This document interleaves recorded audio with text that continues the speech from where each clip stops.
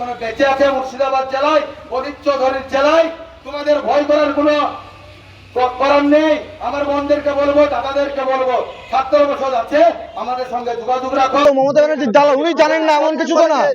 কলেজে টেন্ডার হচ্ছে, এমন কলেজের এমন একজন পার্সন পাচ্ছে সেটাকে বলতে পারবে না। এমন একজন পার্সন আছে যে তার কাছে জিজ্ঞাসা করলাম সেটা উত্তর দিতে পারলেন না।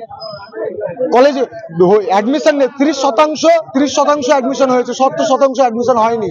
কিন্তু সেই কোশ্চেন করার পরেও যে রেজিস্টার তিনি উত্তর দিতে পারলেন না। সপ্তাহের প্রথম দিন মুর্শিদাবাদ বিশ্ববিদ্যালয় অভিযান মুর্শিদাবাদ জেলা ছাত্র পরিষদের। একাধিক ইস্যুকে সামনে রেখে সোমবার মুর্শিদাবাদ বিশ্ববিদ্যালয় অভিযান ছাত্র পরিষদের।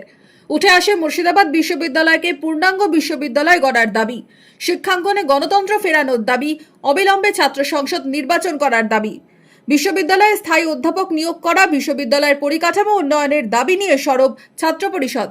অভিযান ডেপুটেশন নিয়ে আর কি জানিয়েছেন মুর্শিদাবাদ জেলা ছাত্র পরিষদের সভাপতি? ছাত্র পরিষদ আগামী দিনে